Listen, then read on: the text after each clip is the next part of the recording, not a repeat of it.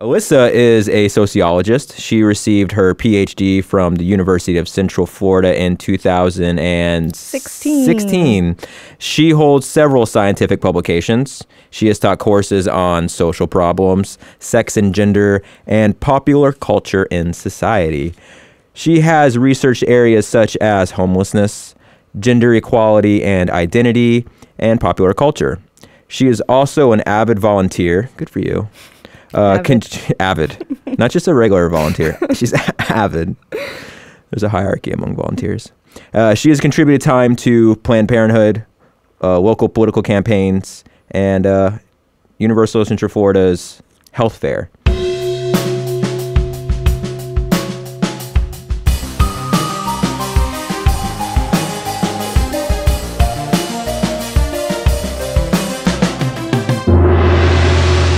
What political campaign? What campaign? Anna Eskamani for House District 47. She's now in her second campaign to be reelected. Oh, That's good. It's probably because she had you as me help. Exclusively, Yeah. not her entire team of Not anybody else, right. very extra avid volunteers. I just did like phone banking and stuff. I'm very much an introvert, so I don't do the knocking on the doors or anything like that. But, I march in parades and wave and... Yeah, you say you're an introvert, but you have your moments. I try real hard, but it drains me a lot. Well, you said you were kind of like, I don't know if I should do this podcast. I don't know if I'm qualified. And then I just read all your achievements, and you're not even 30 yet. Are you 30? Yeah. You're 30? Yeah, 30 plus. 30-ish. Yeah. I guess in my mind, you're still when I met you. Man. Time flies. It's been some years. Wow. Yeah. I mean, that's kind of how I feel too, where sometimes I'm in that age where I realize like sometimes I feel like I'm an 18 to 20-year-old, and then sometimes I talk to like an 18 or 20-year-old and I'm like, oh God, I'm 80. Like I'm not like you at all. I don't understand you, nothing. So yeah, we're like the first generation millennial now, right? Mm-hmm. Elder millennial. Elder millennial, yeah. Yeah. Oh man. So you're still at UCF. What's your focus over there? You do something with nursing, don't you? Yeah, so right now my job sits under UCF, but we're not like completely attached with UCF. It's kind of a long-standing relationship that the organization has had with it's SUS, the state university system, where they kind of exist under a college. But we do nursing workforce research. So it's basically looking at long-term trends of the nursing supply and demand and things like that. So yeah, just kind of fell into that when I was looking for a position to be able to leave an Army postdoc position that was trying to make me move, and I didn't want to move for... You were going to move to where? The Northeast, I think? Yeah, for the Army? Middle of nowhere. And then some things happened, and I was just like, So you kind of took this job to stay in Florida, and it wasn't... Maybe it doesn't sound like the super most attractive thing for you. I mean, at first. It's not 100% aligned with like my passion and my goals, but it's a very demanding.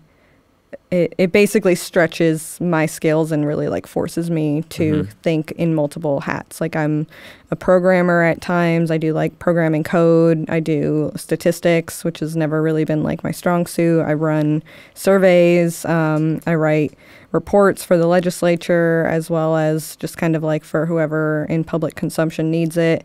I basically manage everything related to research, and 100% of the time feel like an imposter. I'm just like, I'm not qualified. It's constantly putting you in positions that you're... Yeah. But I mean, it's cool like when you have those moments when you're like, oh, yeah, I did know what I was talking about. Yeah. But most of the time I'm just like, help.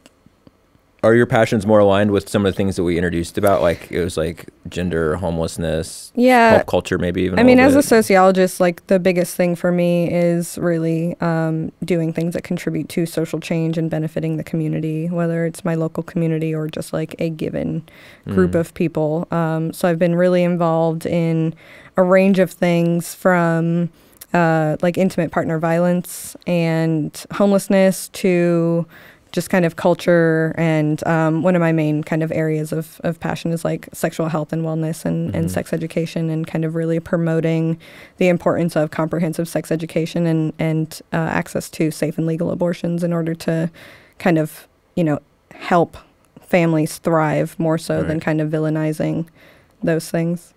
A lot of those things have become politicized. Absolutely. It's interesting, right? Something that's just like science. Yeah. It's funny being a sociologist where like everything's like, well, we don't talk politics here. And I'm like, you mean like things that affect all of us? Like it's not politics if it's, the things that we experience in our lives or the things that people around us are experiencing, even if they don't directly affect us. It's only politics when it's like, I'm not going to vote for your bill unless you vote for my bill. Like that's politics. Policy and politics are not the same thing. Right.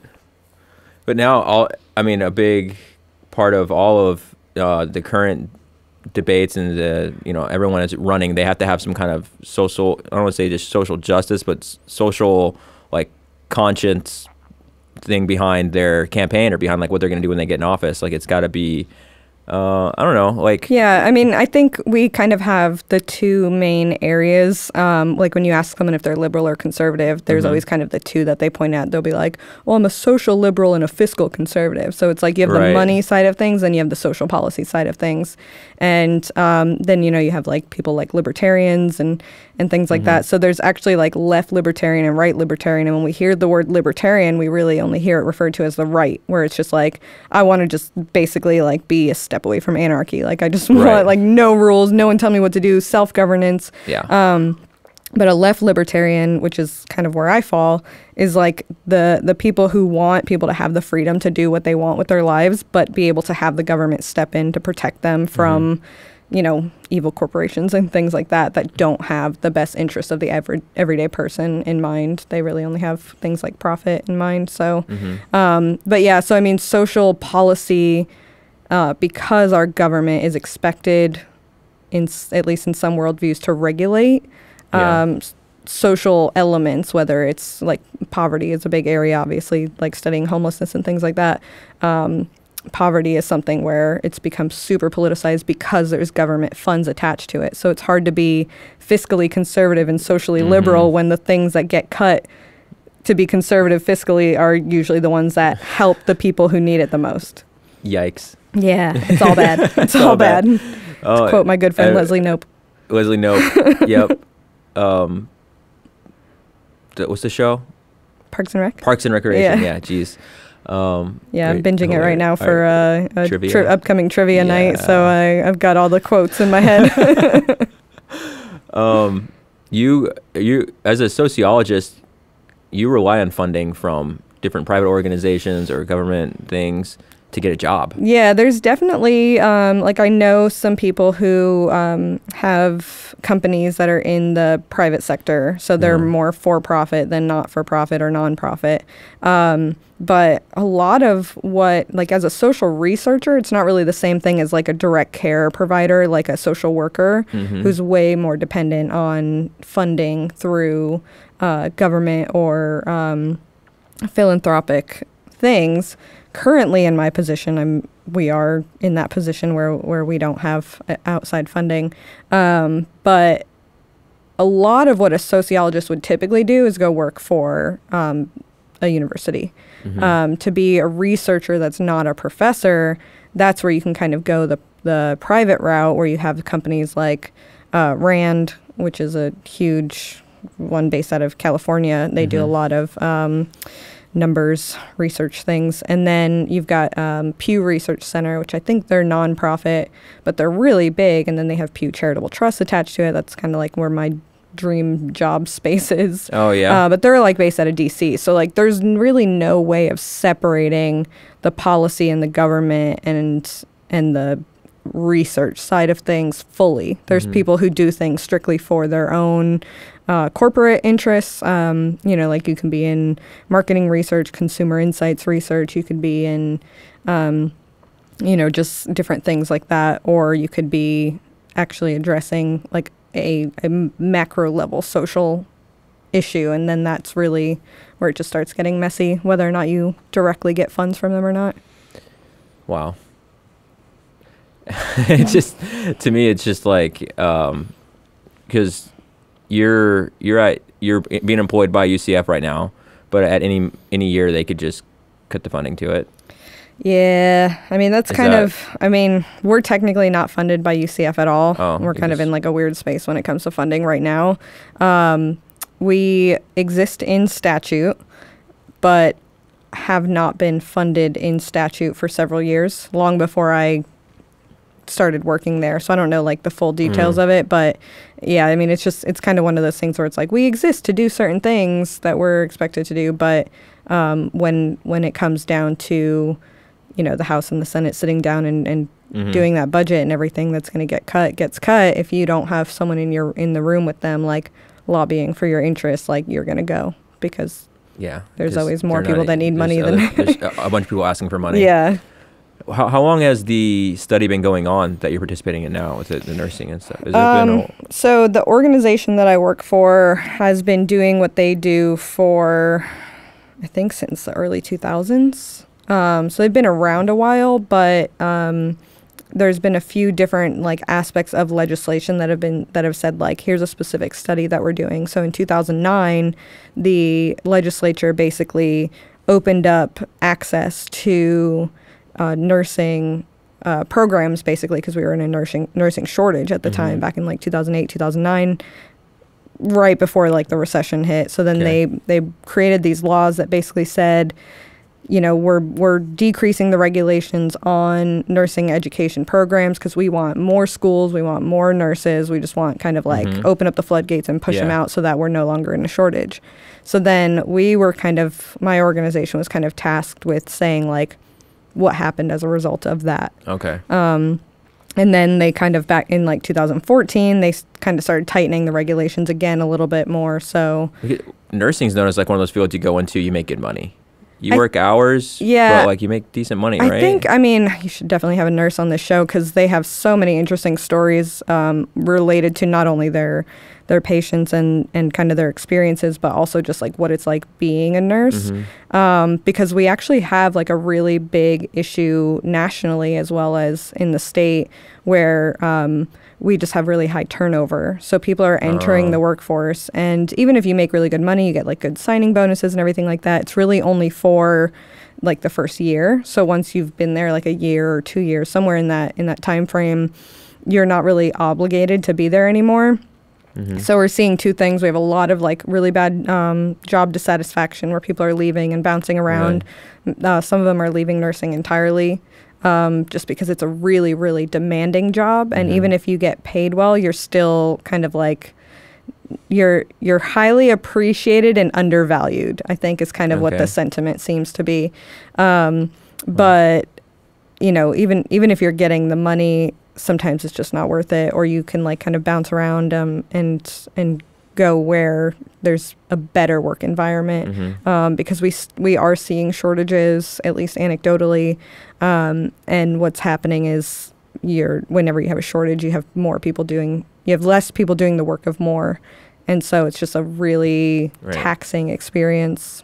And as far as healthcare goes, you don't want the people assigned to helping you to have too much to do. we do it with, I don't know enough about the politics and the policy related to nurses, but, I think about like pilots, where pilots are only supposed to work a certain number of hours, and bus drivers, like these types of things, the ones where we put our lives in their hands. You really want them to be, you want them to be qualified. You want them to be resilient. You want them to be like mentally and physically capable of handling the tasks that they're assigned that day, and not just overworked and in this kind of either mentally over demanding or physically over demanding. I mean, nurses, like, they don't sit for 12 hours, like they're constantly going. Some of them won't pee for 12 hours. That's crazy. Yeah. So, wow. I mean, it's a field of work that, every time I know someone going into it, it's almost like the military, when it's like, I'm proud of you and I don't envy you, Right, yeah. It's like, right up there with like first responders and stuff. Absolutely. Like, I mean, I'm sure that they are classified as such, but certain ones for sure. Yeah. Absolutely are. Healthcare positions are not for me. No. I will do my research. Like, yeah. For me, it's just my mother was in healthcare, my sister's in healthcare, and I like my mom used to work at a nursing home when I was a kid. I remember going there, but like I look back at that, those are places I just don't want to be at. I don't know. They just make me sad. Yeah. You know, a lot of times people sick or dying, or even if they are there and they're not sick or dying, they're just trying to get out of there and they're annoyed or whatever. You know. Just no one wants to be there. Yeah. You know. And that's one of the things that people struggle with a lot too. I purposely kind of stay away from the policy side of things when it comes to nursing and healthcare. But one of the things that has been a topic of conversation for a long time is how to address violence in the workforce, specifically related to like patients attacking the nurses. This is part of the research you've been doing? No, just like in nursing more broadly, less related. I mean, it's related, but we don't touch it. You know, it's not something that we've had the resources to kind of get our hands in. We also try to stay neutral. So I think when it comes to like trying to get a bill passed or something, that's where we step back entirely. But you know, when it comes to patients like attacking a nurse, it's like, do we make that a felony? How do you address the level of consciousness or the level of, you know, independent thought that patient has in that moment? Right. You know, if they're in the worst pain of their lives or if they're completely delirious and then they like just, you know, throw a hand and punch a nurse in the face, the nurse should be able to like do something about it. But I'm sure it gets messy when it comes to, you know, how to address that legally. So yeah, so there's a lot of variables playing in. So what happens? So ideally, you as a sociologist conduct some kind of research with nursing or whatever it might be, whatever the focus might be, and that data is of value. Could be to several different parties. So does the organization you work for, do they get funded based off of how their data gets used, and is like there's got to be a use for it? Yeah, I mean, I can't really say if that's like what's happening, but that model makes sense. Right, yeah. Our funding situation is very sensitive. Right, okay. But yeah, I mean, it makes sense that like, you know, my idea as a sociologist, regardless of if I was at this company or another, is, you know, there's two main ways to be a sociologist. You either have what's called like the pure or basic researchers, and those are the ones that are typically the professors, or where their goal is to contribute to the knowledge. So they're just like, they're the ones publishing papers, and oftentimes, you know, on important things, but it's really, they're doing research for the sake of contributing to the knowledge base that everyone everyone at least in their world has access to. And then you have like what I am, which is an applied sociologist, and we're the ones actually saying like, how do I make this research actionable?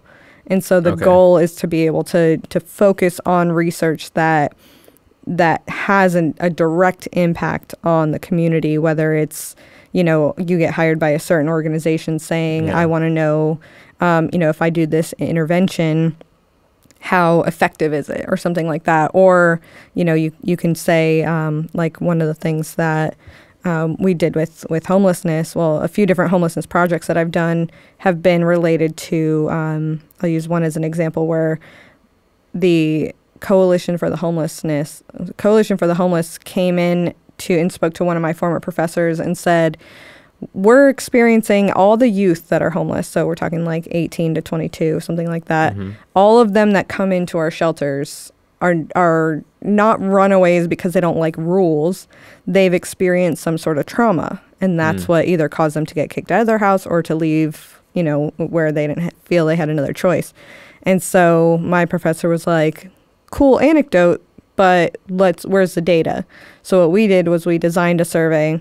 We tried to partner with as many of the local organizations for youth homelessness as we could. We surveyed the youth staying in that shelter related to these elements of trauma. And then I presented those findings to the board of the Coalition for the Homeless to basically be like, here's what they said. And then their job is to then take action based off of whatever is relevant to them, whether they gave us a specific research question or not. It's kind of like what their goals are as an organization. They're kind of taking this research and informing their decisions. Got you.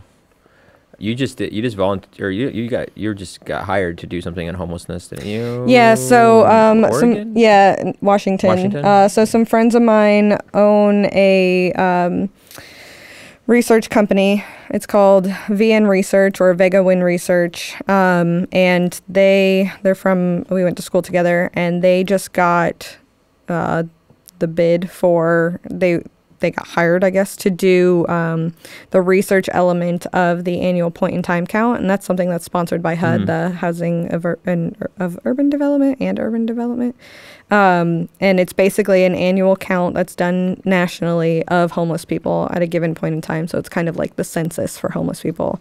And so there's two pieces of that. There's each area does it differently. In Orlando, we just had like this long survey thing where we went out and we interviewed them. We asked them things like, how long have you been homeless? Is this your first time being homeless?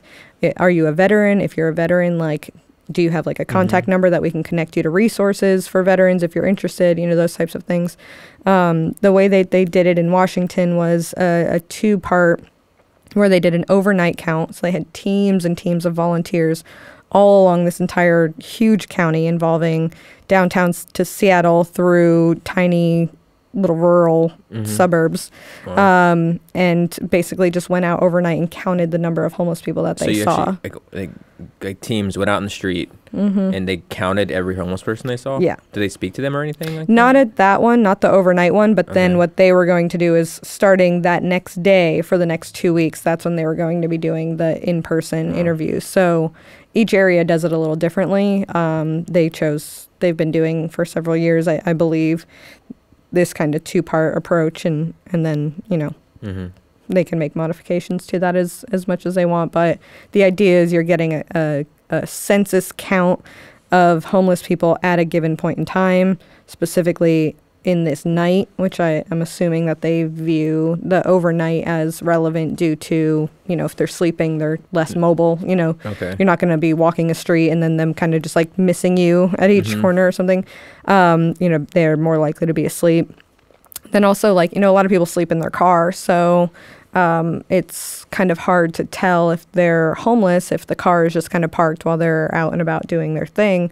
Right. Meanwhile, you can actually tell if they're actually like sleeping in the car. Yeah. So, I mean, the logic makes sense to do it that way, but it is kind of like a double effort, especially when you're recruiting volunteers. You're getting like just tons and tons of volunteers to go out in the middle of the night. They were out from 2 a.m. to 6 a.m., I think. Wow. And then starting the next morning is when we started doing the survey ones. So, yeah, that was the first time I had been back in anything related to homelessness advocacy or research in a long time, and felt good. Yeah. Yeah. that's something you can like be really passionate about and be kind of proud of yourself. You know, have like a sense of accomplishment if you can. Yeah. I mean, what's your sense of when you or gather, like when you look at this kind of data and stuff like that, what's your sense of why this is happening? Maybe? Why are people homeless? You know, or I mean, to help them? That's definitely a really big question. So it's, like I said, it's been a while since I've been a part of this research, so I can't cite it too fully, but one of the research models that I follow is just called, it's Housing First, and it's basically just saying like, we need to get homeless people in housing. Like, that's where we need to put our resources and our money, you know, get them in housing first and then address these other underlying issues, while you see like a lot of money being directed to substance abuse, things like that, where they're just, you know, and there's a number of reasons that people become homeless. Sometimes people can become homeless just because they lost their ID and don't have access to their birth certificate to get it. You know, like there's actually an organization called iDignity.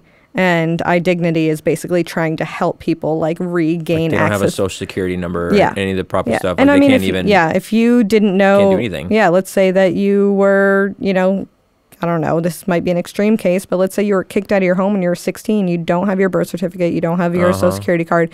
You might know your number, but if you go into the DMV, like you can't just be like, hey, I live here, and, you know, but I mean, other people become homeless just due to, you lose a job. I saw a meme online that was like, everyone is basically like 3 bad months away from being homeless and never 3 months away from being a billionaire, you know? Right. You're much closer to that. Yeah. And so you can just have like a really bad go at things. Like you could lose your job and be like the breadwinner. You could be someone who left a bad relationship and, you know, don't have access to resources or something like that. And so people become homeless for a number of different reasons. And sometimes homelessness looks really different too. Like we're kind of used to seeing the, you know, downtown panhandling type of homeless people. But, you know, even something like couch surfing, where like you're staying on friends' couches,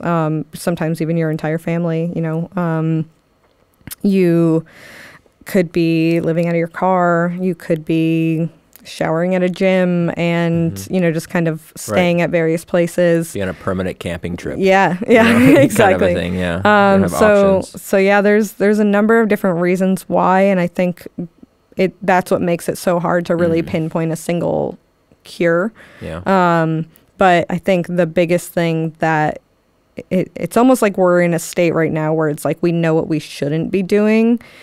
We don't necessarily know what we should be doing, or at least like we can kind of pinpoint at something and be like, ooh, that's not, you know, like doing these sweeps just because you don't like seeing homeless people in your neighborhood and just kind of like kicking them out. Them into a corner. Yeah, putting spikes or giant rocks or something like that. You know, like those types of things are not the solution.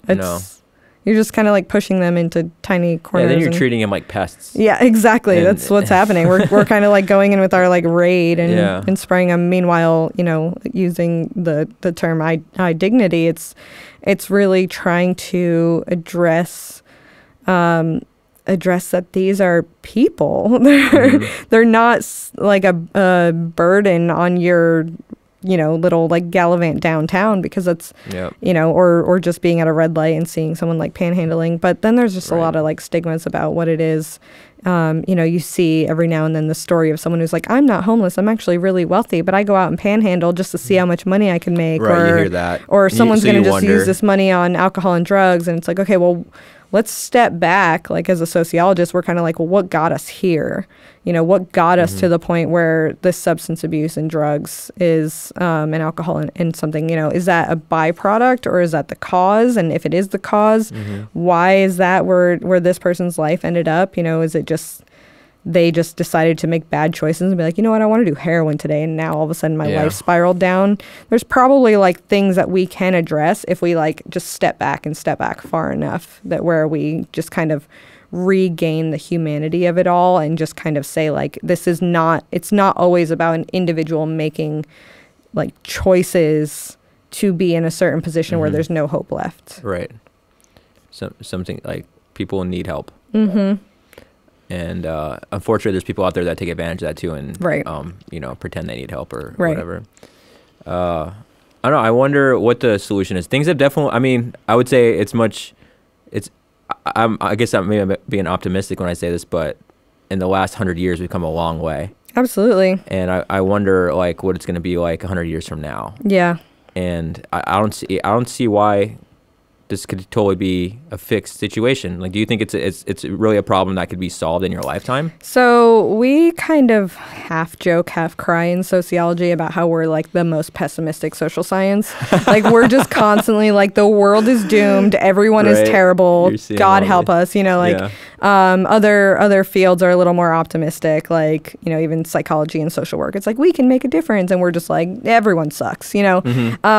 So I kind of view where we're at right now, especially with like the way we're kind of politically becoming so divided, is like we're literally at a fork in a road, in my opinion, where it's like we could either take one certain path and be on like the road to really innovative progress, socially and even like scientifically speaking, or we could just kind of like further spiral into our own bubbles. And the more we do that, the harder it is to make connections as individuals and groups. But then also, like, you know, when you're only interested in your self-interest in the here and now and not like long-term benefits to people outside of your own loved ones and people that affect you directly, I think if we keep going in that direction, like, we're just kind of doomed. And people tend to vote for what makes them feel safe. Yeah. and what's going to benefit them. And people really, like, when it comes to voting or just kind of the things that we react to, we react really strongly to anger and fear. Sure. And so that's kind of where we're at right now. We're really afraid of everything.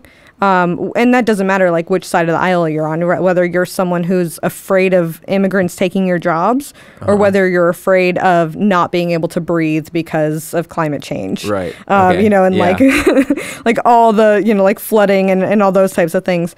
So, but like we're afraid and rightfully so in some cases, because, we really are kind of like really teetering on this path toward destruction. And then you have like the few people who make you hopeful, but I'm a pessimist by nature. I'm just like, everyone is terrible. Everyone's terrible. Definitely no one's perfect. Yeah. I can agree on that. Yeah. And anything can happen now in politics. Like, since Trump, anyone could be in that seat, it feels like. But you know what? And so I can never get over the fact that I will still be considered either under or overqualified for a job. And be unemployed. Yeah. Yeah. Meanwhile. Well, yeah. That's the thing. I mean, one of the big things that divide people is the idea of how you're valued in society, in the marketplace, and how some people are valued in the marketplace even though that they are super valued, or some people are undervalued in the marketplace even though they're super valuable to society. Right. And capitalism is great for a lot of things, but it's not great for the things that we need that it doesn't value. Yeah, and that's the thing is, capitalism is not, it's not sustainable. It's not designed to be something that withstands millennia. We've kind of been, at least in the U.S., we've kind of been a capitalist society for a couple hundred years now. But if you look at even just going to the Industrial Revolution and kind of, granted, the Industrial Revolution has kind of led to a number of amazing elements of progress. It's also, you can also look back with the lens of like climate or something and see how, like workers become more alienated, or the smog and all the kind of like toxins that we're releasing, even just like the use of single-use items. Like, this is not something that we need to be doing, but it makes sense profit-wise. I saw a thing that there was no single-use plastic water bottles before the 90s. Yeah. I think, oh my God, like, I that's forget not that what long year ago. it was, but I know. Yeah, like That's even not just long. like glass bottles of milk. When we were born, it wasn't a thing. And now you can't imagine a world without it. God, I know. We're so used to it. Like, give me 99 cents for a bottle of water. Yeah, and then there's so little, away. so then like you drink in one sip and then get like 5 more. The people who don't use reusable bottles ever, just think about how much they're producing in just single-use trash. But it's amazing how much of an inconvenience it isn't to just not use one. Oh my God. It's totally easy to not use a plastic water bottle, single-use plastic water bottle. Same thing with grocery bags. That was one for me that once I stopped using grocery bags, I was like, wait, I can bring my own fucking bag. It's not that I don't hard. need to fucking... I come here, I get 8 bags, and I go home and So let me tell you my current battle with this topic. Okay. I started going to Starbucks occasionally in the morning, and I'm never the type of person that like goes to Starbucks. I'm very frugal, and I don't agree with like getting $4 to $5 coffees every morning. And I don't like supporting large organizations when I can support a small local one. But anyway, that's another thing. But so I started going to Starbucks because I've really been hooked on iced Americanos lately, and I didn't, especially in 1 week, I didn't like grind my own coffee to bring into work to use in the little reusable cup in the Keurig. But so I was like, you know what, I'm going to treat myself this week and I'm going to get me some iced Americanos. But I would go through the drive-thru and I'm like, hey, like, can I have this iced Americano? And I have my own cup. So I'm like fully expecting them to like make it in one of their little like stainless steel tumblers and then pour it in my cup when I get up there. Nope. They've been putting it in plastic and then throwing away the plastic cup. Get out of here. Yeah, and I watched them do it. To put it into your tumbler? Yep. So they'll make it into a regular plastic, like they usually do. Yep. And they'll see your tumbler. And then I'll give them the tumbler and then they'll just toss it. So the first time I was like, I think That was weird. But she like really did it out of my sight. Like she like held it down and then like Oh, she poured knew. it. And so I was like watching her and I'm like, thanks. And then the second time I went and I was like, okay, you know, like, okay, I definitely saw what I think I saw. And then the third time I went inside. I purposely went inside and I'm like, all right, it must be a drive-through thing. They're trying to keep their numbers up, you know, like trying to get us out there. So they're just putting it in this cup. The third time I went inside, I handed them my cup before they even started making it. And she still put it in a plastic cup, poured it in my tumbler, and then threw away the plastic cup. And I was like, wow, I'm really defeating the purpose, aren't I? And she's like, what? It's even worse because it's like you're not even using it now. Exactly. I know. So now I'm just like, damn, what's the point? Like, and so I even like, you know, I stopped going through drive-through because I'm like, oh, well, maybe it's just too inconvenient for them. But yeah, Starbucks needs to step up. Like that. Yeah, well, not only that, but like now they're just wasting cost. That's the whole thing. They give you a discount. Right. They give you like a 10-cent discount when you bring your own cup. Oh, so they're giving you a discount for your own cup, and then they're throwing away a cup they could have used on a regular. I just don't think the people are trained. Like they're just, that's the thing is like we become so entrenched in our just like procedures that we're not like realizing. Yeah, I don't know, because food and beverage, like I've worked in it long enough to know like something as simple as that just needs a little bit of oversight. Yeah, like things like that shit changes all the time in food and beverage. Like hey, we're not like, you know, if you're a server, it's like, hey, you know what, we're not gonna offer lemons anymore. Yeah. Stop offering lemons. Yeah, so we don't have to cut as many only give lemons. someone a straw, or like they, even I remember this is like showing my crazy. age. I remember when all of a sudden like Subway started regulating the number of napkins that they'd give you. Like they would, instead of just having the napkin dispenser like most places, they're like, here's your 2 napkins. And they'd be like, can I get a few more? And they'd be like, you know, like they were just like, are you gonna really Didn't Starbucks also make, what do you call, like paper straws and then wrapped it in plastic? Oh my God, they did. Paper straws and they wrapped it in plastic? So they made these like paper straws, but then they're like wrapping them in plastic and they're like, ooh, look, it's eco-friendly. And it's like, you're wrapping them in plastic. Like the point is to stop single use. And I think our generation, and then especially the people younger than us, are just really passionate about getting to this space where we're no longer, you know, we're being more conscious about either trash or, you know, just climate in general and kind of how that. I don't know what it is. I mean, I hate to say that like the generation before us or whatever, like that they're like they don't care. But it's almost, maybe they were just kind of like, because they saw it before it was around and then it kind of came. And yeah, I think it's a matter of like different priorities and convenience. Like the generations before us have really been like that convenience mindset. Like even, you know, just there's this theory that I reference a lot. It's based off of Weber's theory of bureaucracy, I think. But it's by George Ritzer, and it's called The McDonaldization of Society. And it basically talks about how, like, McDonald's, the model of McDonald's is kind of like fast, drive-through, convenient, everything like that, has really just entrenched everything. Self-checkouts.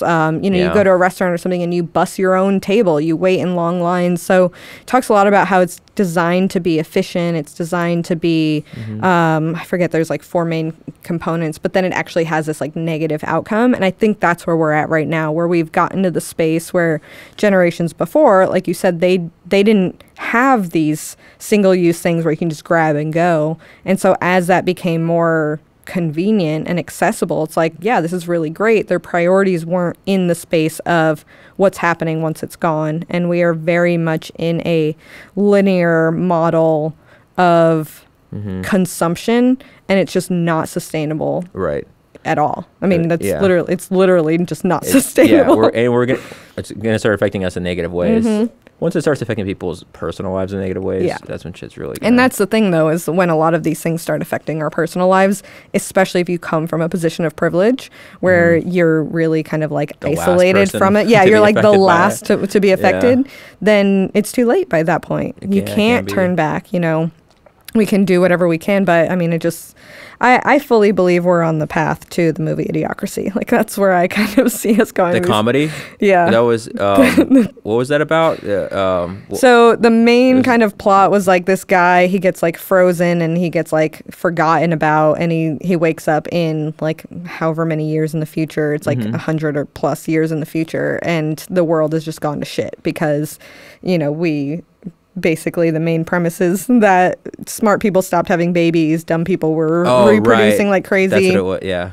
And then, you know, like our government, it started becoming like, I don't know, reality TV show hosts. And then it was just like trash was piling and piling and piling. And there was just like no intellect and no sustainability at all, to the point where, you know, like even they were trying to, because of the influence of corporations, they were even feeding like plants like Gatorade because it has electrolytes instead of just giving them water. So then there's like, it's like drought and crops weren't growing, and so everyone's just eating fast food, and it feels it's like just going so far beyond what it would naturally ever be possible, really. But it's kind of like a metaphor though for what can happen. Yeah, I mean it's definitely exaggerating a little bit, hopefully. Right? Is hyperbole the right word here? But yeah. I mean it's definitely like a satire or something. But I mean it just like in recent years it really feels like we're starting to get in that direction, because we are seeing, you know, even with the show, I use a lot of pop culture references. Even with the show Handmaid's Tale, when you like watch that first season of it, they're just like, this didn't happen overnight. Violence doesn't happen overnight. We like, it creeps in on us slowly. And we see that happening, you know, even like there's like internet memes where it's like, first they came for this group and we did nothing. Then they came for this group and we did nothing, you know. And really that's what's happening, is where we're seeing this kind of creep into our ideology of what we consider normal, and what we consider just kind of like acceptable. And so it's just, I mean, if you had any type of like abuser or manipulator in your life, like they're going to like push their lines. They're not just going to jump in full speed and just be like, I'm a terrible person. You know, they're going to kind of like really push that and reinvent what normal means. So I kind of see us heading in that direction already, because we have situations happening where, you know, even just something as trivial as more educated people are having fewer children. They're having fewer children. They're having them later in life. Many are opting not to have children at all for many different reasons, whether they be personal or structural. And then you have kind of people with less access to contraceptives, less access. So all of these different types of things are even just like one little piece of kind of how that's happening. And then we're not really giving those groups the resources they need to thrive in their communities. And so we're just kind of creating. I can see how, as a sociologist, things can be pessimistic very quickly. Oh my God, we're terrible. Because you're just seeing like all these problems. And these are just humans acting like humans. Like we're innately shitty. Like we just make bad choices. We're selfish. We're just, I don't know. We're just not. I always half joke. Everything I do is like a half joke, where I'm just like, I just feel like we're not evolved enough. Like I just want us to be more like evolved. And I mean, even that is kind of like coming from like a really pretentious perspective, because like, well, even like, and you're not even saying necessarily like biologically evolved, maybe just evolved in the way that, honestly, evolved in the way that we introduce people into this world. I think like starting with education is like a huge thing. Like that's a huge opportunity we're missing to introduce people into this planet to be socially conscious and to have individual responsibility, take care of yourself, figure yourself out first, but that there's more than yourself to consider and work. So we live in, I really wish I was like more recently like concentrated on this area, but we live in this like neoliberal capitalist society. So it's not like just capitalism, but neoliberalism is like really this mindset of like me, like everything is like very individualistic. And so the more we get to that space while we're increasingly interdependent on each other is just like, I mean, we're setting ourselves up for failure, because we're not thinking in a community-minded mindset. You know, we're not thinking about how something that might be a little less convenient for me, like, oh God, I have to remember to bring my reusable bags with me, or you know, I have to go into Starbucks to use my reusable cup instead of just going through the drive-through, or you know, like whatever it is, these minor things that may be just like slightly less convenient for us, or maybe just not go to Starbucks at all and instead like give that $5 a day to, you know, a local organization that houses homeless youth or something. You know, these different types of things, we're not thinking about that. We're thinking about ourselves in our given moment. And ideally, we would want people to evolve to a point to where they are considering those things, And also, ideally, we would not. It would be preferable to not have like a third party, like government party, that has to like regulate all these things so we don't destroy the world. Because then there goes our freedoms. But yeah. And that's why I consider myself a left libertarian, where I'm like, I want people to have the freedoms, and I don't want to be like, right. no one wants to live in a society where like a government, whether it's your party or not, is like telling you everything that you can and can't do. Yeah. But at the same time, like you want the protections from those people trying to take advantage of the freedoms. You know, there's a reason why we have regulations on things like dumping chemicals into our waterways. Like, why is that something that is so well, we have a big problem with that in Florida. Yeah. With big sugar.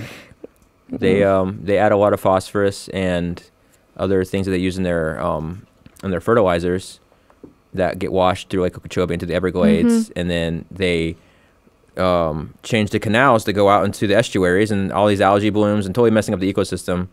And it's just like, But it's profitable for them in that moment. Yeah, you're making great money, cool. But I can't swim. Yeah, exactly. Fish are dying. That's fine. Have you ever heard of?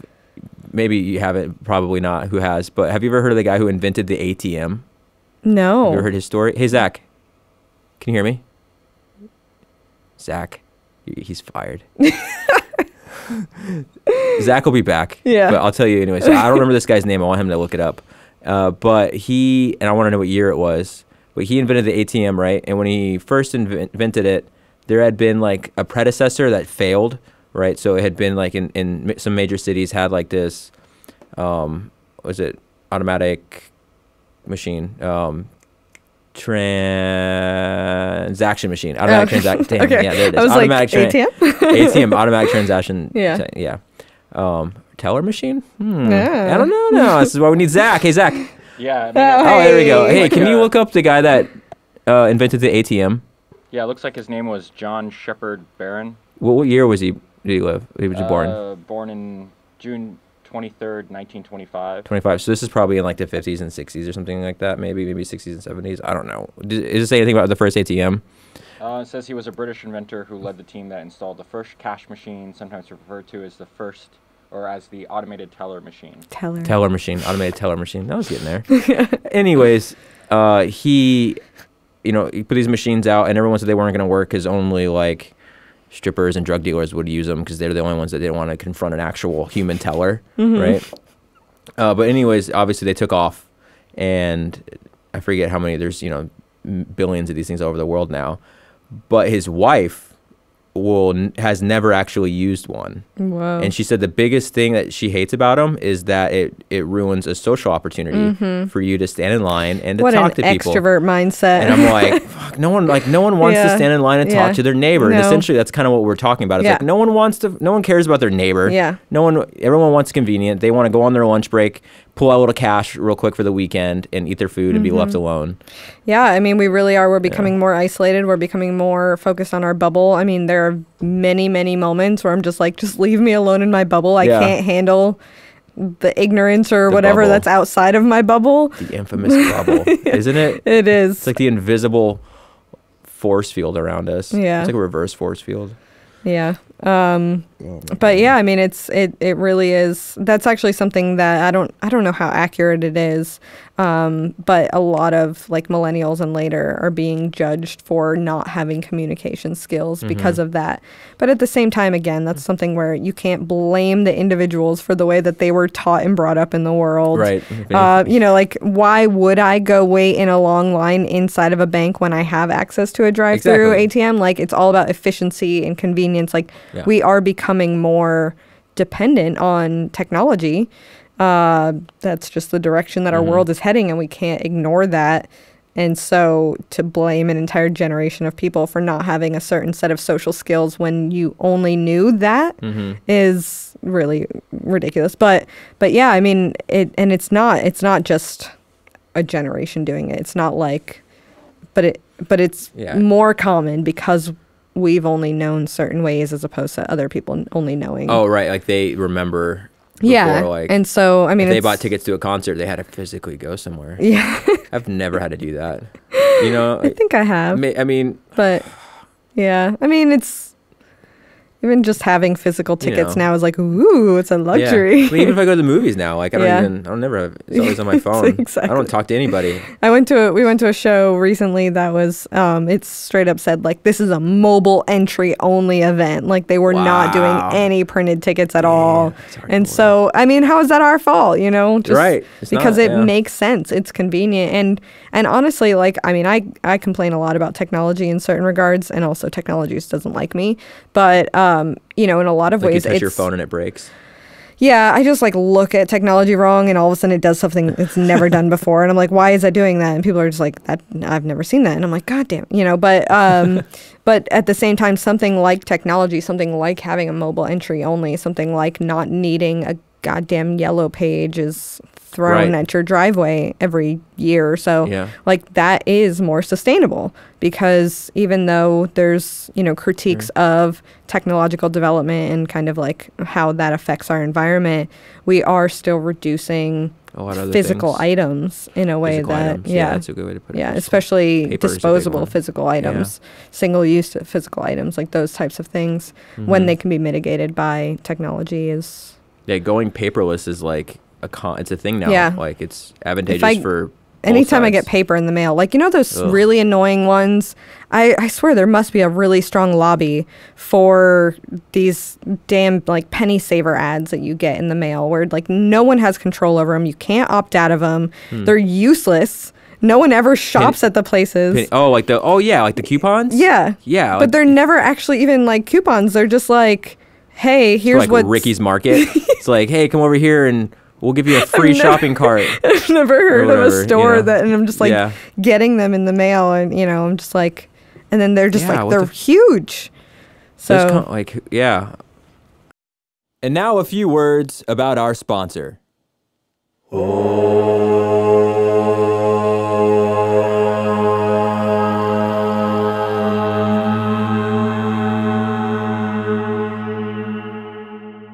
Castledore Studios is a music production house located in Orlando, Florida, and it's where I choose to record episodes of The Orange Lando Show.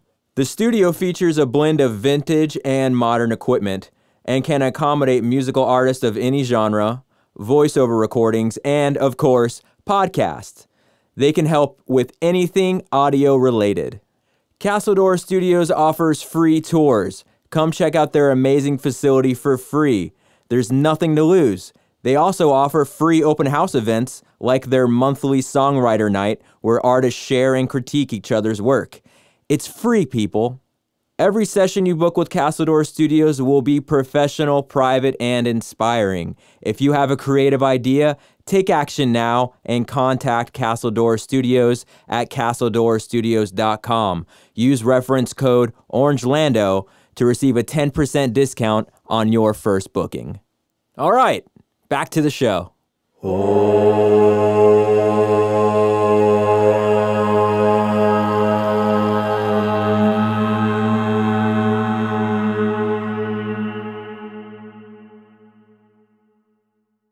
I don't know, there must still be...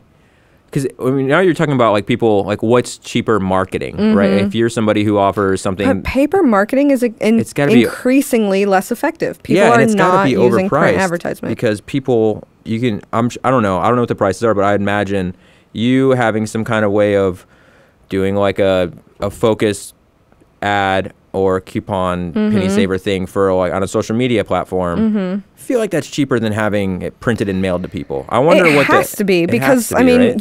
you have to be paying to some degree of the post office. Just right, there's just more cost. Yeah, I mean, if you don't get mail that day, you will still get one of those.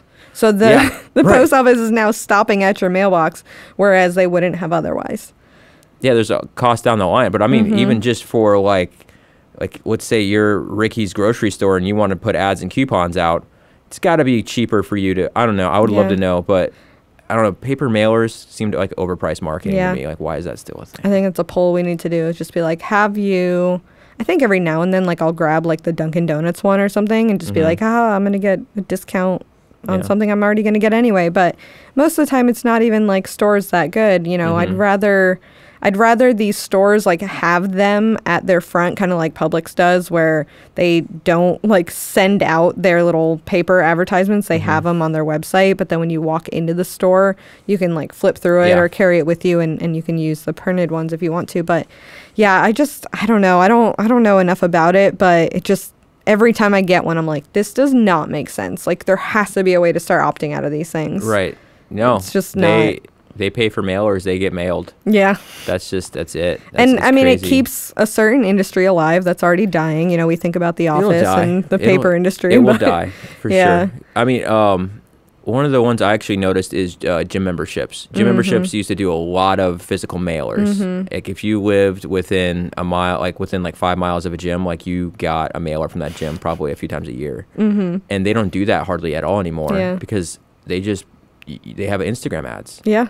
You know, they can say, oh, you know, everyone within 5 miles of their location, you know, gets an Instagram ad. Yeah. It just, you know, or whatever, those algorithms. And it's cheaper. I think, I mean, when it comes to something like, you see the same companies on those kind of like ones that end up in your mailbox, you see the same ones over and over again. So I don't know what their situation is. But when you see people doing print mailing, chances are it's because they haven't done an effective study. They haven't invested the time and energy into understanding if it's even effective. Like, I mean, we even know people that are in marketing that basically are going to their clients and being like, why are you spending X amount of dollars on print advertising when you get a return of maybe like 1 out of 200? Right. Meanwhile, you can spend a fraction of that cost on a digital advertising and get way more of a response. Yeah, especially when you're trying to route people to a digital space. Yeah. It's one thing if it's like a grocery store and some people just will always be old school until that dies out. But yeah, I mean, and that's the thing, there's two different approaches with anything. It's either evolution or revolution, right? Like we can either change something overnight or we can evolve. And most of the time, anything we do is an evolution, not a revolution. It's interesting to think about like that. Whew. I feel like we're on the brink of civil war sometimes. Yeah. And that has, in, you know, at least from my perspective, like a lot of that has come from years and years of buildup. Like we've never actually resolved old wounds. We've never fully, you know, not to like jump into a topic as large and expansive as something like racial inequality, but even when you look at that topic and you look at like the timeline of things, it's like, oh, well, slavery ended in the 1800s. And it's like, yeah, and then you implemented, you know, all these other rules to prevent people from having access to equality, ranging from, you know, Jim Crow laws to segregation of schools to, you know, voting rights to segregation of neighborhoods and white flight. And, you know, all these different types of things are way more recent. So, you know, when we say like we're on like the brink of a civil war, like none of that happened overnight. It definitely blew up in different areas, you know, but we've been planting the seeds for it for so long through our obsession with our own self-interests. Yeah. Because we're never like really looking out for being like, you know what, we need to really like sit down and address this issue. Instead, we're just like me. And then we're just like, oh shit, what's happening around us now that things are terrible? Right. But even still, like there are plenty of days where I'm just like, I just can't today. And so I shut it down and I sit in my privilege, I guess. And I'm just like, you know what? I'm just going to live in this privilege today. Yeah, I just can't deal with what's happening because I feel so hopeless. Yeah. It can be terrible. Shit. And I mean, some people really thrive in being on the groundwork and standing out with megaphones and stuff. But again, going back to like my pessimism, I'm just like, it just doesn't work for me. I don't find it as effective as other groups do. I wonder how much of see if I can formulate a question for you. Maybe it'll make sense. How much of social, call it either evolution or revolution, like these kinds of things that have advanced us, maybe, is due to say how much progress is due to like I don't know, like there was a lot of social progress in like the 50s and 60s, and there's some multivariate influences maybe that went into that. But how much of that is like technology, and how much of that is actually people like protesting and, you know, like the social justice Yeah. activists? I think it has changed over time. Like, I definitely couldn't basically, like, give a number. I'm sure that there's researchers out there that say, like, here's the top influences of X, Y, and Z. But I think if we just look at various things that have happened over time, you'll see the effects changing. So something like in the civil rights in the 1960s, like that is definitely largely in part to these peaceful protests and these like activists like getting out in the streets and actually like making a difference. And of course, this is only like situated in the U.S. Like outside, I mean, we're seeing just a couple of months ago in Beijing, like just how many like hundreds of thousands, if not more, people flooding the streets to protest the extradition relationships. But anyway, so just in the U.S., if you look in like the 60s or something, like being out in the streets and doing those types of things, to me, I think they mattered a lot more then than they do now. So today, something like technology and globalization and our access to the internet and like our access to different perspectives and understanding what's happening outside of our own street or job or whatever, I think that access to information is having a bigger influence than going out in the streets. Not saying that going out in the streets is not effective at all, because it's definitely like playing the role that it needs to play. But even then, like, I think a lot of us don't like attend these events. We just look at the photos of the events and like we're like, man, look at those funny signs that they had or something. Or worse, like that. They're inconvenient for us because they're blocking the roads, Yeah, exactly. And so a lot of people get deterred from this kind of invasion of public spaces. And the same thing happens too with like call your senator or something. Like those things matter, but at the same time it's increasingly easy to ignore too. Like you can just basically like get these people out of my hallway or oh yeah, like I see you, thanks, but I'm going to do what I want to do anyway as a politician because I've got my own self-interest to worry about. So, and again, that goes back to like, where's your worldview? Is it in like revolution now, or is it in evolution and making changes in different spaces? So, but I think the short answer is both are important. And that's one of the things I was talking to someone recently about, like the difference between a sociologist and a social worker, and where social workers are really the ones like in direct care, helping people affected by something in that present moment. Like, I need to make sure that you have somewhere to go home to tonight. And then a sociologist is like, here's how many people are homeless. Like we're way more aggregate. We're way more like large scale, macro, structural type of conversation as opposed to like, here's how you can get your utility bills paid to a specific individual. And both are important because both inform the other. So the same thing with like getting out in the streets and protesting, and then actually like having the technology and access to resources and access to information. Damn. Yeah.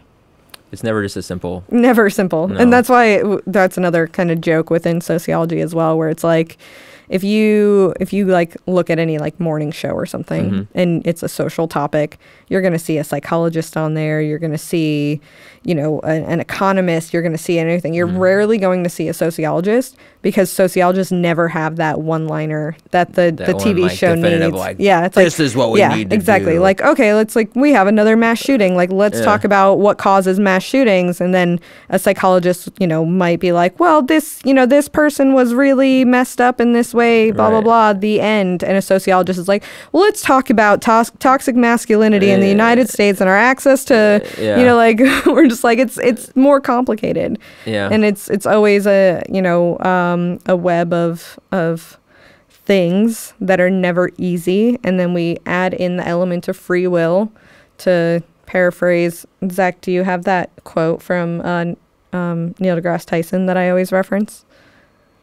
I don't have the exact quote. Well, it's a tweet. It's pretty easy to find. But okay. Basically, Neil deGrasse Tyson is basically saying that that sociology is the harder science compared to astrophysics. Oh, because it's like the hard scientists have like it's very binary. It's like Yeah, it works or it doesn't work. Yeah, and you can yes or no. It's you can very hold it obvious. in a bubble. Like you can really you can isolate your variables. But when you introduce the element of free will and humanity, There's more everything chaos. just, yeah, plays in. exactly. There's It's like just the science of yeah, chaos. exactly. Start studying human social. I know we should behavior call it and, like quantum social Yeah. science or something like that. human chaos. Right, it would theory. take people would take it more seriously. So, his quote is: "In science, when human behavior enters the equation, things go non-linear.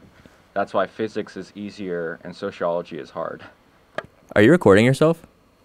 That's right. Oh, I was gonna. That would have been real awkward. Are you recording yourself, Zach? Yes, He I said, am. yeah. Oh, cool. I was just making sure that. Yeah, you are an audio engineer, so I guess I don't have to ask He these knows things. a little bit. He's like, no, I didn't know if I had Oh to. no! You want me to record? You wanted me to record it too. But yeah, Yeah. so that's, I mean, that's really where it comes down to, at least from the way that I view the world, is that there's never one simple answer. The only simple answer that I always have is just like, fuck the patriarchy and fuck capitalism. Like that's Yeah. that's usually like my short answers. It's like, it's because of capitalism. It's because of Right. men. Because of the one like there's just one group of people, white male men, Just it's that all are- their fault. that are benefiting from capitalism the most, and they have like I guess they have incentive to keep the status quo. Is Yeah, that what I it mean is? that's saying? really what largely our world exists on, status quo. And so when you challenge a status quo in any regard, that's where you get like the reactive response to it, where it's like, but this is how things have always been, but like now I'm being discriminated against because I'm losing opportunity. You're not losing opportunity, you're losing advantage. And so when you're leveling the playing field in any regard, or, I mean, even just like something like climate, where it's like, we're going to focus on renewable energies. Well, now fossil fuels, who had the market cornered, are now losing a tiny share of their profits. Right. And now they don't like that because their world is Yeah. now being modified to fit things Sure. that are no longer benefiting them. Right. And so that's disrupting the status quo. It's disrupting their place in the hierarchy of things. Yeah, but those people are also gonna. I mean, the people in the oil industry, like the oil industry, eventually is gonna. It's doomed, right? It's maybe It's on its way out. We'll say this might Right. be the beginning of the end, but it might still be decades, a century. I don't know. But obviously, there's other sources of energy out there that Like are the much sun. more abundant, and don't have nearly the same. But that's the problem, Effects. is the people who have the power to affect either implementing or regulating or anything in those spaces. They're not thinking about a decade from now or a century from Right, now. they're They're thinking about right now. Yeah. So, like right now, we know, like, hey, we should, like, as a society, we should definitely be more interested in cleaner energy. But but wouldn't you say that changes the demand for a product then? Like, if there's, I mean, back to like how capitalism can work in some ways. Yeah, and that's the thing. Right, If we're talking certainly. pure supply and demand, then you increase the supply of variations and you're altering demand. But that's Yeah. where lobbying comes in, where Yeah. you have, I mean, we were just talking about like the meat industry is now like Yeah. creating slandering campaigns against like Impossible. Yeah. So yeah, and I guess really a part that I kind of needed to mention, and the point I was trying to make is, even if there's a demand for it socially, people are going to do what's better for them individually. So your product, this reusable energy product, has to be individually attractive, right? It has to be like, I'm not going to buy an oil car, I'm going to buy a Tesla because Teslas like are fucking cool. Not because I don't have to go to the gas station. Yeah. But because they're cool and they're affordable. Yeah. But yeah, like you're saying, with Beyond Meat and Impossible Meat, these people who are, these companies who are creating, really the way they see it is they're creating meat. They're not creating fake meat. They're studying meat, and they're trying to take out the animal. They're just trying to go, instead of from plant to animal to meat, they're trying to go from plant to meat. And they're getting pretty damn good at it. And they're getting pushback from the big meat companies because it's an obvious threat. So yeah, there's lobbying and slander campaigns happening. And recently was the Super Bowl commercial that I don't know. So I don't know the name of the advertisement company, but the advertisement company that was hired to do this was the same company that worked for Big Tobacco in the 90s. Great guys. Trying to be like, cigarettes are fucking cool. Yeah. You know, like you're fine. You know, don't worry about them. You know, like the health issues are just a bunch of BS. You know, so they're creating all those, you definitely say unethical advertisements. But the advertisement they made for meat was, or for against these new plant-based meats, is that they have some kind of like something in it that's just bad for you. Like they didn't say carcinogen, but they should have. It basically inspires that same kind of fear, you know. And what was great is the CEO of Impossible Burger shot back immediately, and like not even a week later, they had their own ad that was naming all these things that's in actual meat, like exactly. pus and blood and semen, poop. And poop. I think poop was poop. And so it was. Well, and that's the thing, like you battle. said, we as consumers, we focus on our personal interests and the things that make sense to us. And so what we have happening is these organizations and these big campaigns that have no interest in what's best for us as individual consumers. Their interest is in their profits. Trying to create marketing and informational campaigns that target the fact that we act in what we feel is the best interest for us, and they now are basically acting as the experts that are telling us what's best for us, when it's not what's best for us, it's what's best for them. It's just and that's kind of what you start getting into, like what people call like crony capitalism, right? Where it's like, why the fuck are these huge companies allowed to lobby politicians and just spread misinformation? And that's something that's like, what's up with that? You know, and it's like the perpetual cycle of they're in the door, the money's there, it's corrupting things, and the people that can change it are the ones being corrupted, the politicians that are being corrupted. Really, like that's largely why we need to get money out of political campaigns as much as possible, because what's happening is we're getting to the point where politicians are no longer public servants, they are fundraisers. And so their entire world exists around funding their next job, their next campaign.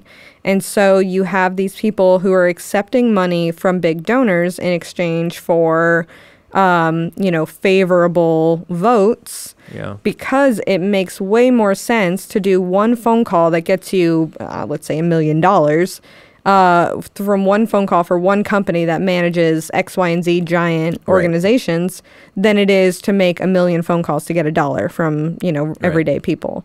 So it makes sense why these people are doing it, but it's creating the environment that then destroys democracy altogether. That destroys, and there it is, the pessimism. We're back. You should definitely, and we're back. Alyssa Mullins writes her End of the World apocalyptic. It's all bad. And it's all bad. I've been because there's so many things I love about capitalism, and it really does pain me to know that it's just not a great system in a lot of ways. And I've talked about this on the podcast before, but I really I wonder what your opinion is on it. I really like the whole Andrew Yang thing now, and his idea of human capitalism. Because I will tell you some of the more things I was open to before, as far as like Bernie Sanders and these sort of like democratic socialist ideas. Things are attractive about them, and some of the things that were attractive aren't as attractive to me anymore, like raising the minimum wage and things like that.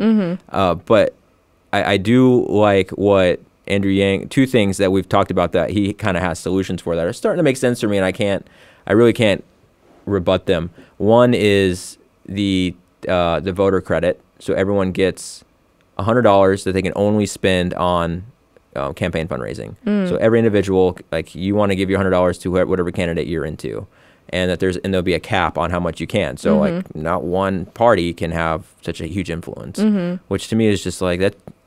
How come we haven't been doing that? I don't know. I like that.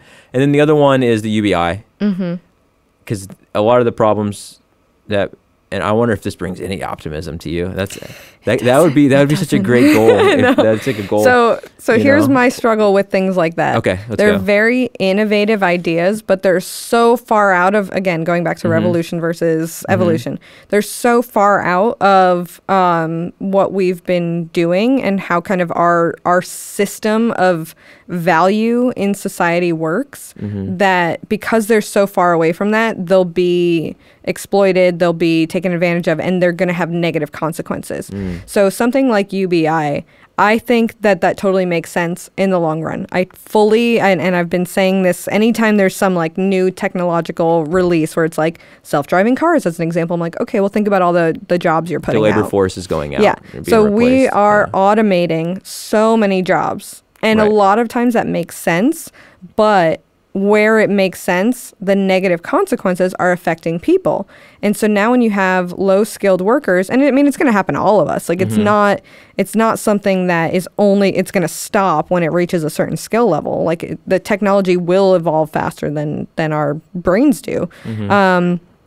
So, but like right now we're seeing low skilled workers affected the most. And the more you automate the things that they are capable of doing and then just be like, well, just go back to school. It's like, you know, the time doesn't line up. Right. So it kind of makes me think of like Star Trek, where your careers, and if you're assuming you're not like one of the like military people like on like the Star Trek spaceships and stuff, but the people who are actually like living on the planets are like painters and musicians and stuff because because all their basic needs are met. So like it makes sense to have that. But I think if we just start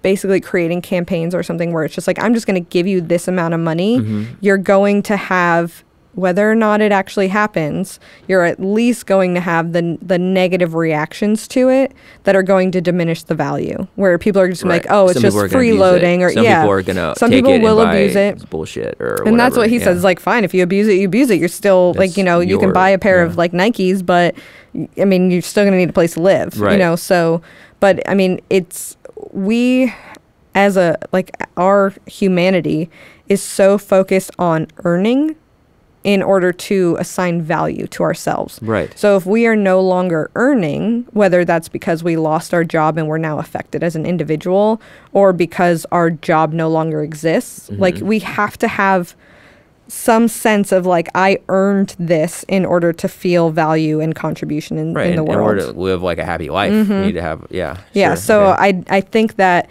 you know, just writing a check is kind of like it's almost like a privileged mindset to think that that's enough. Like we have to recreate our mindsets just as much as we have to hand out the money. So, so like you can give money to people, but if they're not, I don't know, smart enough to use it correctly, then is that what you're saying? Like to a degree, smart enough to use it? If they're not using it appropriately, but then also like sometimes it's not even just like them using it appropriately as an individual, but just what that means for their sense of value in society. So it's like, I get this $1,000 because everyone gets it. Well, I'm not special.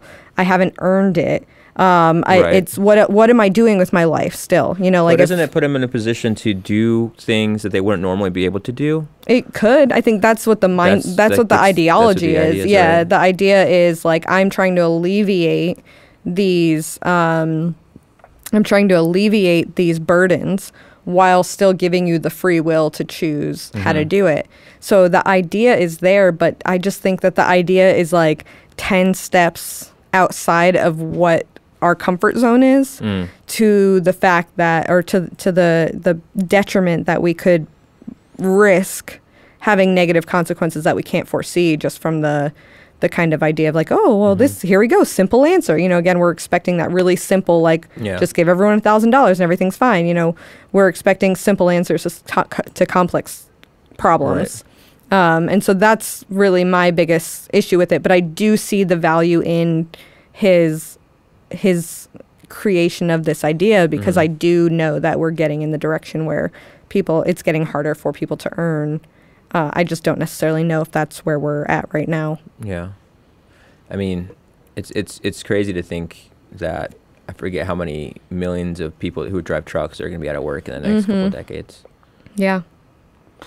And I mean, our work is our identity. Like, what's the first thing you ask someone when you first meet them? It's like, what do you do? Yeah. It's like, it's not how are you? Who are you? What do you love? You know, definitely won't, you know, because it's going to be like, who are you besides the $1,000 you get each month? Yeah, exactly. Know? Like, what do you do with your $1,000? Like, that's the first. But one of the things is, like, I don't know. So what do you think about raising the minimum wage? Oh, yeah. No, I mean, I'm absolutely for that. I don't know. As being a researcher as opposed to like an advocate, I know I'm or kind of just like, throwing out some random. No, I know it's it's fine, and I know like eventually I'll end up looking back on this and being like I knew nothing, you know. Yeah, same. But to me, something like raising the minimum wage is essential because everything else is increasing. The cost of living is increasing. We know that we cannot. I don't have obviously the numbers in front of me, as someone who works for like Fight for the 15 might, but we know that it's not.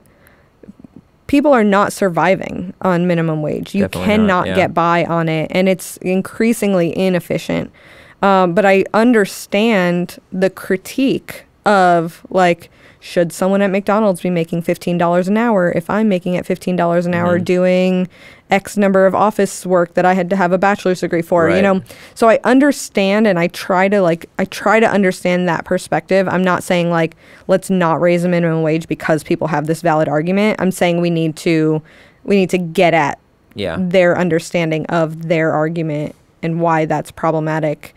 And I mean, I think one of the biggest things from my perspective is it's not a problem of we need to raise the minimum wage in that everything else doesn't go up too. You know, like everyone's wages should go up, but not the cost of everything now, because then we're just in the same. Because now you're really fighting like what the market does. Yes. And especially like if you own a family restaurant, like a diner, and all of a sudden you got to pay all your cooks twice as much. Yeah. You might not be able to keep your diner open. Right, of course. Meanwhile, you know, a company like Amazon, who still has workers who are homeless living in their cars in the Amazon parking lot, there's no reason that they shouldn't be paying their workers more. Right. So maybe the solution is not raising the minimum wage to a dollar value, but raising it to where, you know, it's almost like a percentage, kind of like taxes, where it's like if you're a company of this caliber, then you should be paying your workers this much earnings each year, then you got to pay this much. Exactly. This is your minimum. Yeah. Like there's a different bracket for how much as opposed the to top earns. Yeah, as opposed to the tiny boutique that can't afford to pay their workers. And then, you know, that creates problems in itself where it's like, I mean, we're, you know, going back to nursing very briefly, that's one of the things that the industry seems to be struggling with is not so much the people who have like nursing degrees, but the nursing assistants who, you know, you just need like a certification for. Those are more like the low skilled workers in the hierarchy of healthcare. They have to get this certification and then they make very little money. Meanwhile, they could go work for Disney in the same neighborhood and make way more money in the private sector with no training required and no, like, I don't know, cleaning butts or whatever it is. You know, like, like why wouldn't you be a customer service at a store? So you're going to then have the issue of you know, who is making more and what that means for job shortages elsewhere. I saw a little, I don't know, it's probably like a tweet or something, but I just call them all memes now, where it was basically saying, when someone is talking about like needing to make more or raising the minimum wage, if your reaction is just get a better job, then what you're saying is that this job is valuable, but the person in it deserves to be poor.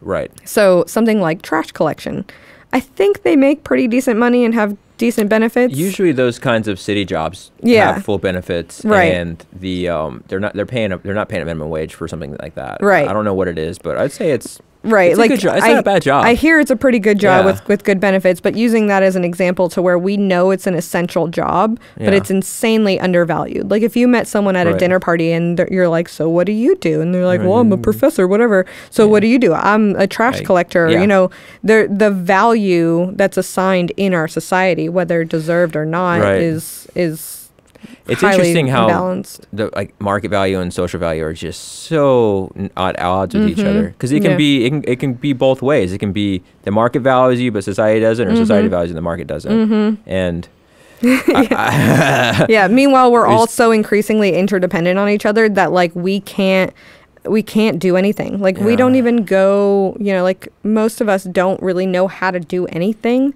other than our own thing. Like I don't know how to change a tire. Yeah. Like if I was stranded on the side of the road, like, and I didn't have anyone with me, I would have to call an expert in automotive services to change my damn tire. Yeah. You know, and so the fact that we're so increasingly like dependent on each other for these things, and yet there's this huge imbalance between kind of what either market or social value is in that moment is just like, that's absurd. And to me, those are the things that need to get addressed.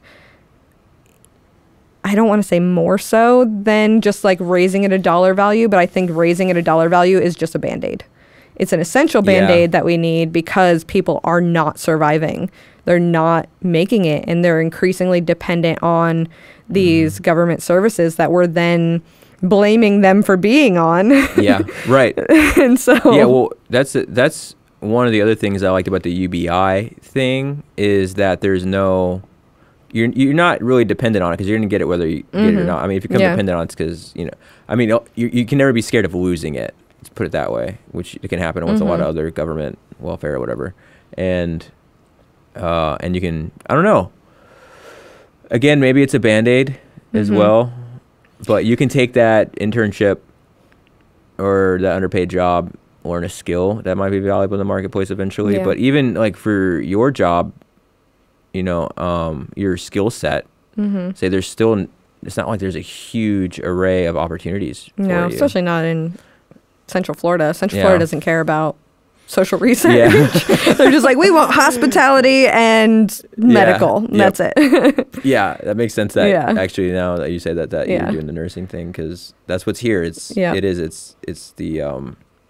tourism, and then it's medical. Yeah, people come here to visit, and people come here to die. That's really what happens. It's either Disney World or the daycare, or the Meanwhile, even cities nursing like Atlanta, DC, a lot of the West Coast, because the West Coast is, you know, typically more like liberal or something, those are where you're seeing like these big, and Chicago's a big one. Those are where you're seeing like big spaces for like social research influencing actions and decisions more so than here, where we're just kind of like, we just need low-skilled workers to make the tourists happy because we just want that check coming in, you know. And Disney, yay. Please hire me. What kind of job could you do? Does Disney? Consumer insights research. Oh, yeah. They keep turning me down. They're missing out. I know. Damn. But yeah, so the one thing I was going to say was that what I kind of view as needing to be done is kind of like going back to the housing first. Like I think basic needs need to be met more so than us solving capitalist problems with capitalist solutions. Like just giving someone a check and focusing on this like dollar value exchange is changing less than being like, okay, well, you know, like housing is not going to be, absurdly expensive, or, you know, we're not going to keep increasing the cost of basic needs, or taxing tampons, or, you know, like whatever it is, like these types of like essential services, like things that are right.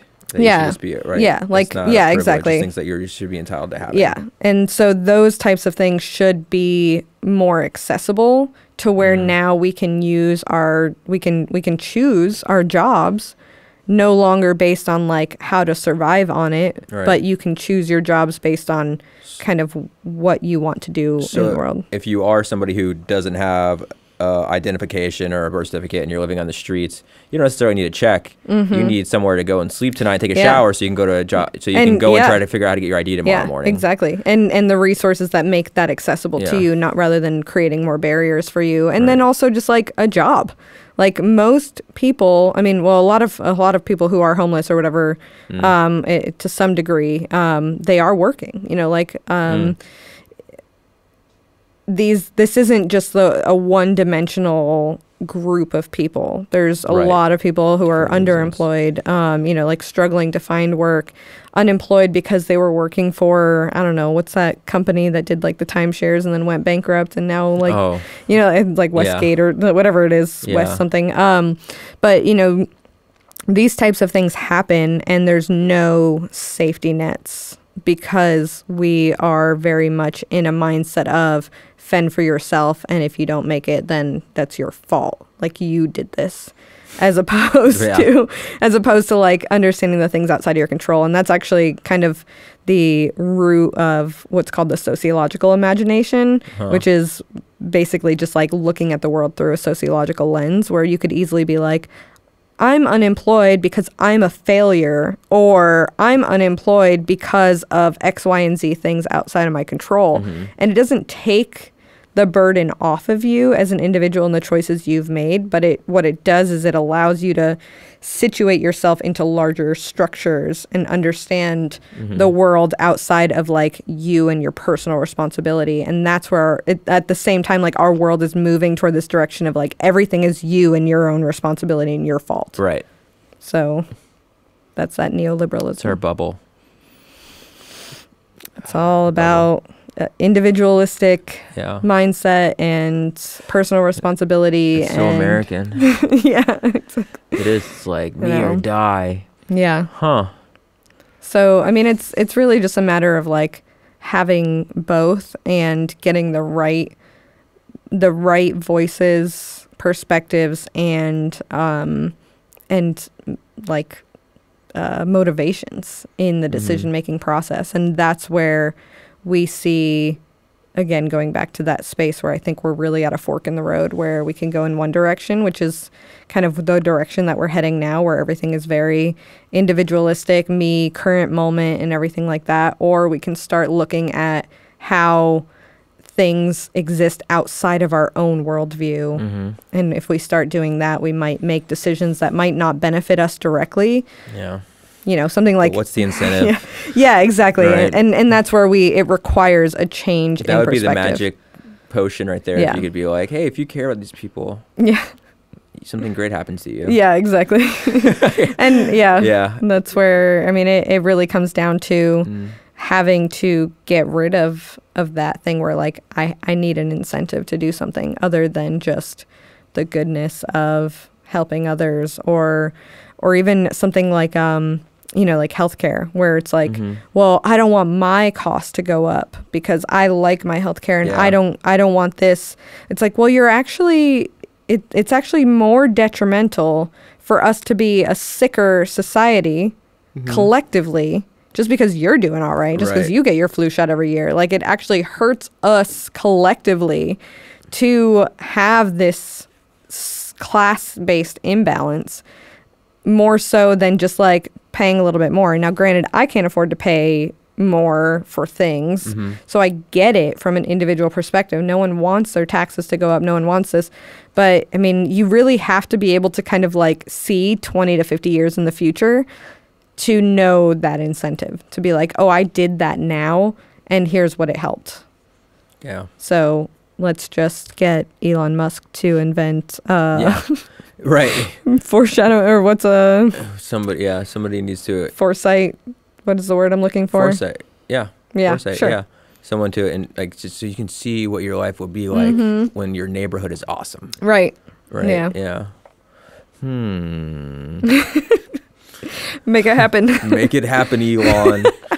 If you're really a smart robot. Yeah. So I mean, Oh, overall, shit. there's a lot of potential, but one of the other things about sociology too is like when you go into like grad school in sociology, you walk in with like all wide-eyed, being like, "I'm gonna change the world. I'm gonna help Was so that, many was that people." you? Oh yeah, You were I'm I'm here to make a fucking I'm difference. gonna make a difference, and then you leave 5 years later, just being like, my research is not generalizable outside of this current population, and it's only beneficial to this, that, and like, Yeah. here's all the limitations, and it's really essentially useless. It only moves the dial like one little inch. So Yikes. yeah, but I mean, it forces it out of you because you're thinking outside of like you start seeing all the other pieces that come in. You're just like, oh, well, if only we just did this, then all our problems will be solved. And it's like, okay, well, what about this? What about this? What about this? You know, and so not saying that that's like a bad thing, but it just really, I think if we had like more sociologists in like decision-making roles, things might move a little slower because we're like, oh, let's talk about it first. But we might be able to address complex things in complex ways rather than trying to assign simple solutions to complex problems. Yeah. I mean, it would be nice, like they kind of say, like, I mean, there's quotes out there, but it's, you know, like, if you can't answer a problem simply, you don't understand the problem, right? Or the solution, something like that. And you see it like with, like you see like in physics and stuff like that. Like this is like also though, like you were saying, this is not what sociology is like, but it's like what we wish it was like is like, it's a beautiful thing when you find like that one formula that just fucking works and there's no other variable to it. It's like this, you know, E equals MC squared. Yeah. And that's it. You know, you're good. And that's it. But sociology just doesn't get that luxury. The world does not exist in a vacuum. Because you're dealing with human behavior, right? How much, and we'll probably wrap up a little bit after this, but I'm interested to know, because we're talking about people's behavior and how they behave things in their own interest. They act ways that benefit their own interest more so than social interest, even though down the road, the greater social interest is everyone's interest and will make your life better. How much of their behavior is influenced by just socially how they're acclimated or trained or educated or, you know, the social influences versus like just human biology, like just this is the way humans are? Yeah, I mean, short answer, we as sociologists kind of believe that everything is socially constructed. So there's very little that has to do with our biological or evolutionary type of like mindset or you know, needs. Like we're very malleable. Yeah, and so that's why you see things like, I mean, even just one of the common examples is you know, in kind of our social definitions of things. So something like homosexuality at some point was a crime, at some point was social deviance, is now just another like lifestyle identity, you know? And so, and is not viewed as a choice or something. Same with gender identity, where you have the biological researchers that are like, well, women's brains and men's brains work differently. And then it's just like, well, no, not really. And then even the things that we really assign to biology still, like our bodies working differently, yes, there are like limitations based on kind of some of these more genetic and biological components. But for the most part, even things like abilities in sports can be attributed to social learning and social construction. That's a big one that you hear a lot right now. Yeah. So like as an example, you know, like when we're babies and even before we're born and when we're kids, women and girls are taught like, don't do that. It's dangerous. Stay inside. Do quiet activities. While boys are encouraged to like be active and play and like try things and get in trouble, get hurt in a way, be strong as opposed to be fragile, you know. And this mindset, whether it's intentional or subconscious, has its long-term effects. So short answer, I think that largely everything is socially constructed or socially learned and can be varied based on where we're at in our society and where we're at in our own worlds. Some people in this neighborhood are going to thrive differently than these people. Right. But a lot of things do end up affecting us biologically too. Like there's a concept called environmental racism, and there's, you know, people of color are more likely to have things like asthma, because they're more likely to have been raised in environmentally, makes sense. You know, like more likely to be raised where the air is bad or something in their neighborhoods because that makes sense. Yeah, and so it's things like that. I mean, the one I always have trouble wrapping my head around is one he brought up with the athletes. But you're saying is like a female athlete today who's like a top performer in the female athlete, she might be performing better if from like birth she was? Yeah, so the argument there is, and I don't know how this research has progressed because it's probably been about 10, 15 years since I've really like talked about this topic beyond repeating the same information. Gotcha. But the argument is basically like if girls were encouraged to be equally as active as boys from birth on, that the biological differences would be much more minimalized. Got you. So like one of the things, and this is something that's done in like undergraduate classes, where it's just like, well, what's a stereotype about boys and girls? Boys are taller than girls. So then you get everyone in the class to line up, and what you're actually going to see is variation, where some girls are taller than some boys, and some boys, and the tallest person in the class might be a girl. It doesn't really make, there is no clear-cut lines between men and women, and one of the kind of like cliche or like commonly cited quotes is, there's more differences among men and among women than there are between men and women. So there's more variation. So we're always just like, well, men just perform better. They're faster. They're stronger because look at all these. And it's like, well, like just go to Times Square and grab like 100 men and tell me that all of them can perform at the same caliber as the best woman, or, whatever it is. But we treat women athletes, strong women, as an exception to the rule, and we hold men accountable to the rule. So we don't need to test every man's strength to know that men are stronger than women. Yeah. But if we try to say that a woman is as strong as a man, she has to be tested at the individual level. Same with like math. It's like men are better at math than women. And so if a woman does poorly on a math problem, then it's like, wow, women are bad at math. If a man does bad at math, a math problem, then it's like, wow, you're bad at math.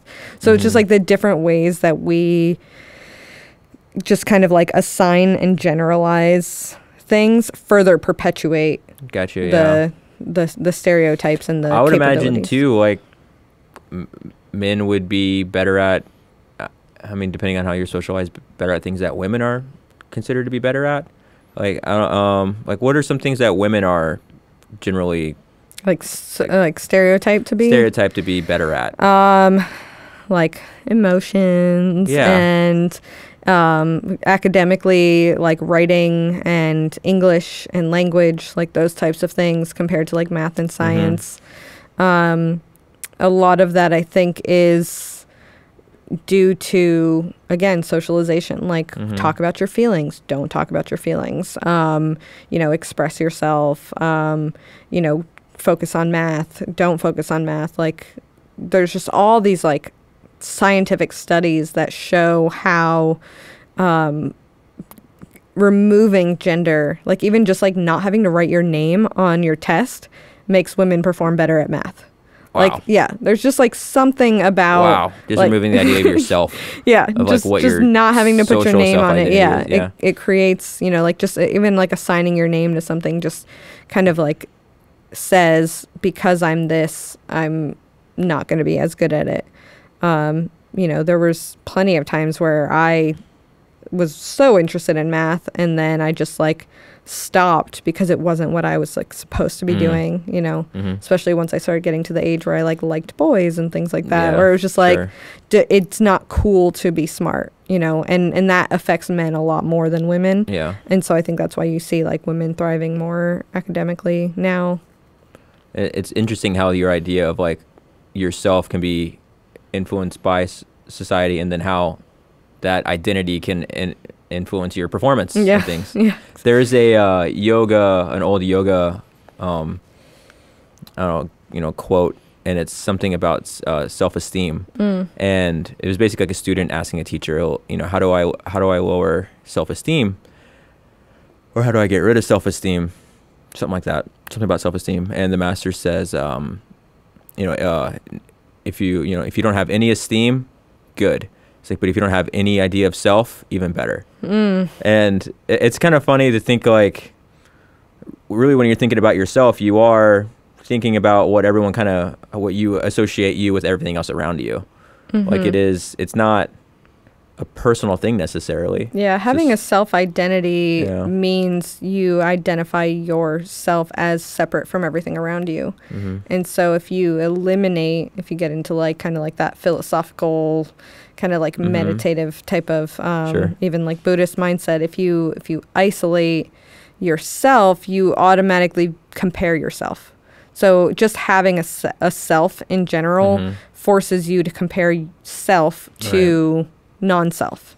And so removing that, becoming enlightened enough to view yourself, for lack of another word, in the same pool. Well, they as say it's everything like else. a lot of people who have these sort of transcendental experiences, they can't tell the difference between them and everything else around them. It all becomes... Yeah, because you are everything. Right. And everything is you. Star stuff, baby. Yeah, exactly.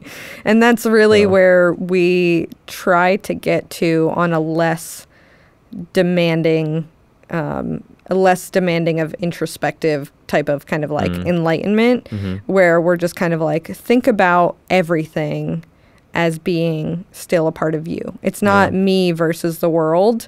It's not my interest versus this other group's interest. It's we're all in this together because we're all just still on this one planet. Yeah. And I mean, I guess, and we will wrap up, is... I know we can't jump into like philosophical... We can't go too far into this, but I think this is maybe we can find a little bit of optimism here, right? Because essentially what you're saying is if people can find a benefit to being less selfish, more about the community, then a lot of these problems will solve themselves. Yeah. And they're rooted from... all these problems are rooted in individualism. Yeah, I think that's really the largest thing is we really have to kind of start swimming against the current a little bit more. And I think we're seeing that in the younger generations where we can't just like fall into the same mindset of everything's about me and my interests and just keeping myself alive. It's more about how... and I will be more happy as an individual helping people. I always am. It always feels good to help people and do things that are that are for the common good. And it's empowering because it's hard to do things that are outside of your own little comfort zone. It is especially when you don't know if there's a return on that investment. But again, we there's just have to stop. So it's exciting. It can be. We have to get outside of like even just me saying like what's the return on the investment. Like we have to get outside of that. It's like it's not about this capitalist mindset of like what am I getting? What is it costing me? Like all of that language that we use has to be eradicated. Like really what everyone has in common is they're not trying to make money, but they are trying to live their best life. Yeah. Right? Everyone's trying to be happy and feel great about their life. Happiness is... And that's not necessarily getting an investment on yourself. It's investing in others too. Yeah. Happiness has to, just come over everything else. And we always think happiness is intangible things and self-interest, and it's not. I mean, the more you look at the research, happiness comes from communicating with others, communicating with strangers, being involved in your community. Talking to someone at the ATM. Yeah. Go up to someone at the ATM and be like, hey. Hey, I'm not robbing you. Yeah. How's your day going, bro? I just want to have a conversation. How do you feel today? Have you spoken to any other humans? Wow, that's a lot of hundreds. Yeah. Ooh, that bank account's not looking so good. You want to talk about it? Yeah, you need a job? Wow. Yeah. So I think really the kind of optimistic wrap up point is really just get out of this. Don't let what the way things have always been guide the way things are going. Right. Let's change ourselves, and our changing ourselves will contribute to changing on a larger scale. And living an exciting life. Everyone needs yoga. Yes. Yoga, meditation, and Buddhism. Secular Buddhism. Oh, everyone needs hardcore religion. Secular Buddhism. Secular. There we go. That's a key word. That's another podcast to follow. That's another one. Yeah. Well, thank you, Alyssa. Yeah. Sociologist. Didn't know what to expect. PhD extraordinaire. What was your nick? Oh, we had a great nickname for you. The socially awkward sociologist. Yes. Alyssa yeah, Mullins. that's me. PhD. All right, thanks a lot. Bye. Bye.